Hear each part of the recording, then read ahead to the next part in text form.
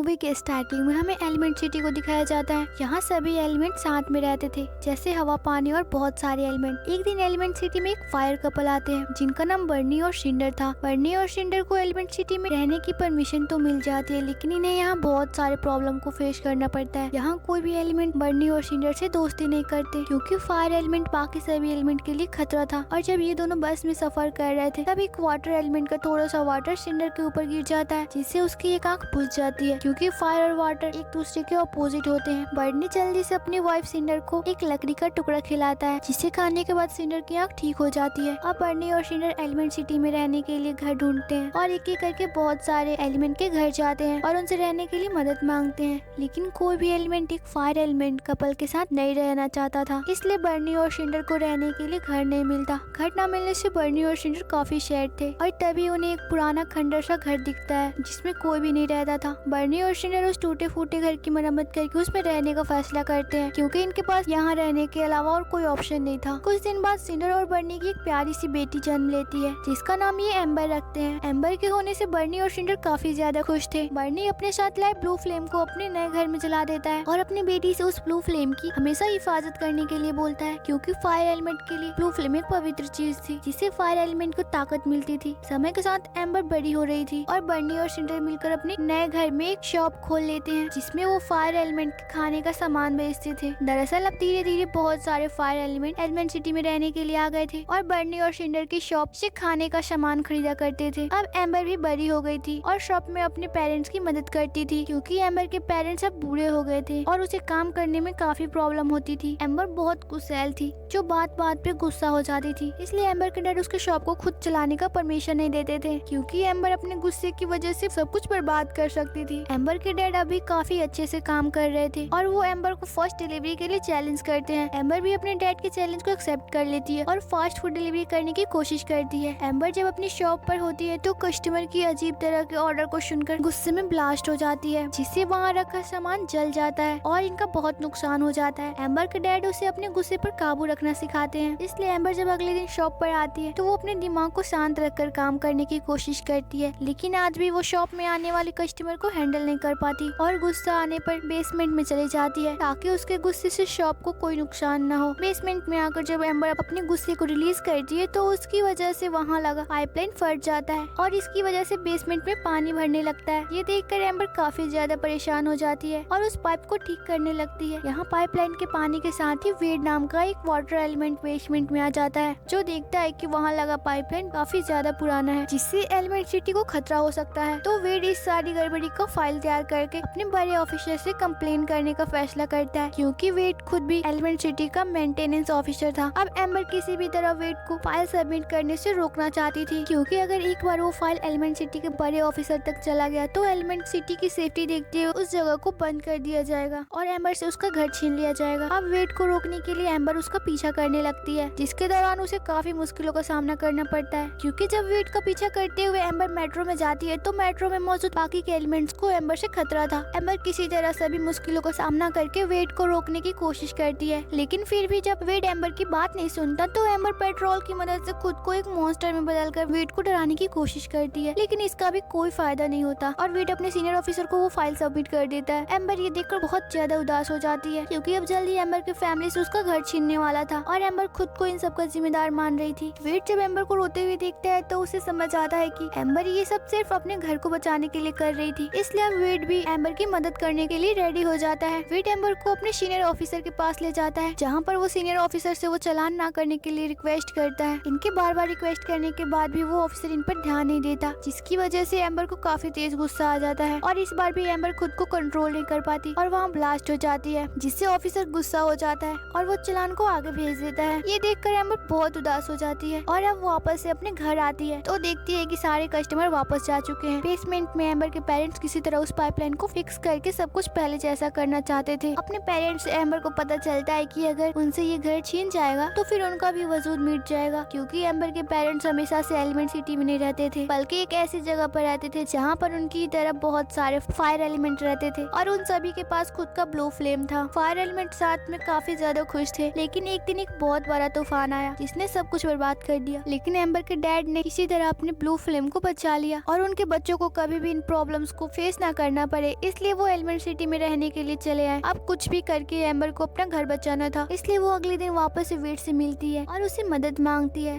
वेड amber की मदद करने के लिए रेडी हो जाता है और एम्बर को अपने सीनियर ऑफिसर से मिलवाने के लिए एक स्टेडियम में ले जाता है। यहाँ पर मैच चल रहा था। वेड की बॉस एक क्लाउड लेडी थी जो मैच में इतनी ज्यादा बिजी थी कि एम्बर और वेड की बातों पर ध्यान नहीं दे रही थी। दरअसल मैच में वो प्लेयर बहुत खराब परफॉर्म कर रहा था, इससे ये काफी ज्यादा परेशान थी और वेड के बॉस का ये बिहेवियर देखकर एम्बर को बहुत तेज गुस्सा आ जाता है और वो उसे फाइट करने लगती है। वेड किसी तरह इन दोनों को शांत कराता है और वेड स्टेडियम में मौजूद लोगों को उस प्लेयर को सपोर्ट करने के लिए बोलता है जो काफी खराब परफॉर्म कर रहा था। स्टेडियम में मौजूद लोगों को अपनी तारीफ करता देखकर क्लाउड प्लेयर को हिम्मत मिलती है और वो मैच में अच्छा परफॉर्म करता है, जिससे वो मैच जीत जाता है। ये सब देखकर वेड, एम्बर और वेड की बॉस बहुत खुश होती है। वेड अपनी बॉस से रिक्वेस्ट करता है कि वो एम्बर के घर को ना छीने, वो खुद पाइपलाइन को ठीक कर देगा। इसके बाद वेड एम्बर के साथ उसके घर पर आ जाता है, जहाँ पर वो दोनों एम्बर की फैमिली से छुपकर पाइपलाइन को ठीक करने के बारे में सोचते हैं। बातों बातों में जब एम्बर वेड से पूछती है कि तुम मेरे बेसमेंट में कैसे आ गए थे, तो वेड एम्बर को बताता है कि वो एक डैम के पास वाटर लीकेज को चेक करने के लिए गया था, जहाँ पर अचानक से पानी के तेज बहाव ने वेड को अपने साथ बहाकर पाइपलाइन के अंदर ले आई और पाइपलाइन से होते हुए वेड एम्बर के घर के बेसमेंट में पहुंच गया। वेड की बातें सुनकर एम्बर समझ जाती है कि उसके घर के बेसमेंट में लगे पाइपलाइन में पानी उसी डैम से आता है, जिसकी इन्वेस्टिगेशन के लिए वेड गया था। सब कुछ ठीक करने के लिए एम्बर वेड के साथ उस डैम के पास जाने का डिसाइड करती है जहाँ से पानी आ रहा था। इसलिए एम्बर अपनी पावर का यूज करके एक फायर बलून बनाती है, जिसमें बैठकर वो दोनों उड़ते हुए डैम की तरफ निकल जाते हैं। अब कहीं ना कहीं एम्बर वेड को पसंद करने लगी थी। रास्ते में वेड और एम्बर एक दूसरे से ढेर सारी बातें करते हैं और जब वो दोनों डैम के पास पहुंचते हैं तो देखती है कि डैम की दीवार टूट गई थी, जिसमें से तेजी से पानी आने लगता है।